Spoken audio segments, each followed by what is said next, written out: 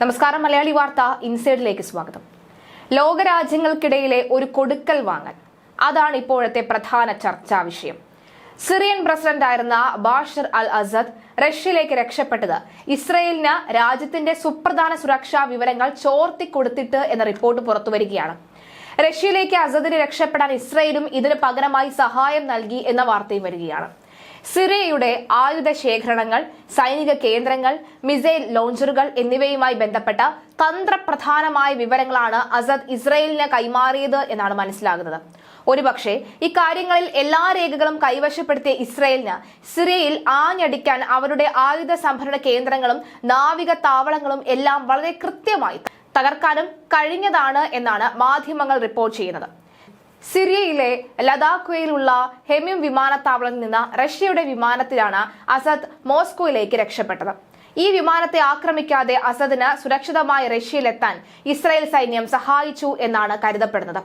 ഇസ്രായേലിനെ ശത്രുപക്ഷത്ത് നിർത്തിയ നേതാവായിരുന്നു അസദ്. എന്നാൽ നിർണായക ഘട്ടത്തിൽ ഇസ്രായേലിന്റെ കൂടി സഹായം വാങ്ങിയാണ് അസദ് രക്ഷപ്പെട്ടത്. അസദ് മോസ്കോയിലേക്ക് സുരക്ഷിതമായി എത്തിച്ചേർന്നത് എന്ന ഉറപ്പായതിനു ശേഷമാണ് ഇസ്രായേൽ സൈന്യം സിറിയയിൽ ശക്തമായ തോതിൽ ആക്രമണം നടത്തിയത്. സിറിയയുടെ സൈനിക ശക്തിയെ ഒന്നാകെ തകർക്കാൻ ഇസ്രായേലിന് സാധിച്ചത് അസദ് കൈമാറിയ ഈ രഹസ്യരേഖകളുടെ അടിസ്ഥാനത്തിലാണ് എന്നാണ് തുർക്കിയിലെ പ്രമുഖ മാധ്യമ പ്രവർത്തകനായ അബ്ദുൽ ഖാദിർ സെൽവിയാണ് ഇക്കാര്യം ഇപ്പോൾ പുറത്തുവിടുന്നത്. വളരെ വിശ്വസ്തരായ ഒരിടത്തു നിന്നാണ് തനിക്ക് ഈ വിവരം ലഭിച്ചത് എന്നാണ് അദ്ദേഹം പറയുന്നത്. സിറിയയിൽ നിന്ന് രക്ഷപ്പെട്ടതിന് ശേഷം കഴിഞ്ഞ ദിവസമാണ് അസദ് ആദ്യമായി പ്രസ്താവന നടത്തിയത്. തന്നെ ചുറ്റും നിന്നവർ പല കാര്യങ്ങളെക്കുറിച്ചും തെറ്റിദ്ധരിപ്പിക്കുകയായിരുന്നു എന്നാണ് അസദിന്റെ വിശദീകരണം. റഷ്യയിലേക്ക് ഒളിച്ചോടാൻ താൻ നേരത്തെ പദ്ധതി തയ്യാറാക്കിയിരുന്നില്ല എന്ന് അസദ് സമൂഹ മാധ്യമമായ ടെലഗ്രാമിലൂടെ വ്യക്തമാക്കി. റഷ്യയിൽ അഭയം തേടുന്നതിനെ കുറിച്ച് ഒരിക്കലും ആലോചിച്ചിരുന്നില്ല എന്നും അത്തരമൊരു നിർദ്ദേശവും തനിക്ക് മുന്നിൽ വന്നിട്ടില്ല എന്നും അസദ് പുറത്തിറക്കിയ വാർത്താക്കുറിപ്പിൽ പറയുന്നു. പ്രസിഡന്റ് ബാഷർ അൽ അസദ് എന്ന പേരിലാണ് പ്രസ്താവന. തീവ്രവാദികൾക്കെതിരെ പൊരുതുക തന്നെയായിരുന്നു ലക്ഷ്യം. വ്യക്തിപരമായ നേട്ടത്തിനായി ഒന്നും ചെയ്തിട്ടില്ല. രാജ്യം തീവ്രവാദികളുടെ കയ്യിൽ പെട്ടുകഴിഞ്ഞാൽ പദവിയിൽ തുടരുന്നത് അർത്ഥശൂന്യമാണ്. എന്നാൽ സിറിയൻ ജനതയോടുള്ള ബന്ധത്തിന് ഇളക്കം തട്ടില്ല. രാജ്യം വിട്ടും സ്വതന്ത്രമാകുമെന്നാണ് പ്രതീക്ഷയെന്ന് അസദ് പറയുന്നു. സിറിയ വീണ്ടും സ്വതന്ത്രമാകും എന്നും അസദ് ആത്മവിശ്വാസം പ്രകടിപ്പിക്കുന്നു.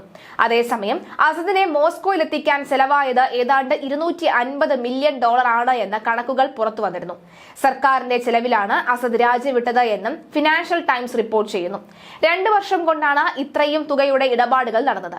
അസദിന്റെ ഭരണകാലത്ത് സിറിയൻ സെൻട്രൽ ബാങ്ക് 2 വർഷത്തിനിടയിൽ മോസ്കോയിലേക്ക് ഏകദേശം 2120 കോടി രൂപ പണമായി അയച്ചതായും റിപ്പോർട്ടുകളുണ്ട്. പെട്ടെന്ന് ഒരു സുപ്രഭാതത്തിൽ ഉണ്ടായതല്ല ഈ HDSന്റെ മുന്നേറ്റം. വർഷങ്ങൾ നീണ്ട തയ്യാറെടുപ്പിനും പരിശീലനത്തിനും ശേഷമാണ് വിമതർ സിറിയ കീഴടക്കിയത്. വടക്കു കിഴക്കൻ സിറിയയിലേക്ക് ഒതുക്കപ്പെട്ട നാളുകളിൽ തുടങ്ങിയ തയ്യാറെടുപ്പുകൾ, ആ തയ്യാറെടുപ്പിന്റെ കഥ വിശദമായി തന്നെ മാധ്യമങ്ങൾ വിശദീകരിക്കുകയാണ്. നേതൃത്വമില്ലാതായിരുന്ന പ്രധാന പ്രശ്നം. ആദ്യം നേതൃത്വം രൂപീകരിച്ചു, പിന്നെ സ്വന്തം സംഘത്തിൽപ്പെട്ടവരെ പരിശീലിപ്പിച്ച അച്ചടക്കമുള്ള സൈനികരാക്കി. തെക്കൻ സിറിയയിലും തുർക്കിയിലും ഒക്കെയായി ചിതറിക്കിടന്ന മറ്റ് വിമത സംഘടനകളിലെ അംഗങ്ങളുമായി ബന്ധം സ്ഥാപിച്ചു. പരസ്പരം തന്ത്രങ്ങൾ കൈമാറി. സ്വന്തമായി ഡ്രോൺ നിർമ്മാണ യൂണിറ്റുകൾ സ്ഥാപിച്ചു. മറ്റ് ആയുധങ്ങളും സ്വന്തമായി നിർമ്മിച്ചു തുടങ്ങി. അതിനായി പുറത്ത് നിന്ന് വിദഗ്ധരെ വരെ കൊണ്ടുവന്നു. 1 വർഷത്തെ സൈനിക പരിശീലനം, ആക്രമണ തന്ത്രങ്ങൾ മാത്രമായിരുന്നു. ഒടുവിൽ റഷ്യയുടെയും ഇറാന്റെയും അവസ്ഥ തിരിച്ചറിഞ്ഞാണ് സമയമായി എന്ന് തീരുമാനിച്ചത്. അലപ്പോ ഇത്ര പെട്ടെന്ന് വീഴുമെന്ന് വിമതരും പ്രതീക്ഷിച്ചതല്ല. സിറിയൻ സൈനികർ ഓടിപ്പോകുമെന്നും പ്രതീക്ഷിച്ചില്ല. പിന്നെ ഹോംസ് വീഴുന്നതുവരെ തെക്കുള്ള വിമത സംഘം കാത്തിരിക്കണമെന്നായിരുന്നു തീരുമാനം. പക്ഷേ അതുവരെ കാത്തിരിക്കാനുള്ള ക്ഷമയില്ലാതെ അവർ നേരത്തെ കളത്തിലിറങ്ങി. വീണ്ടും കീഴടക്കി. അതുപോലെ തന്നെ ധരായും കീഴടക്കി. HDS എത്തും മുൻപ് ദമാസ്കസിലും എത്തി.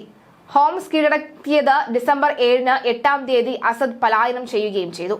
എന്തായാലും ഈ പലായനവും ഈ കൂട്ടമാറ്റവും ഒക്കെ തന്നെ വലിയ രീതിയിൽ തന്നെയാണ് ലോകം ചർച്ച ചെയ്യുന്നത്.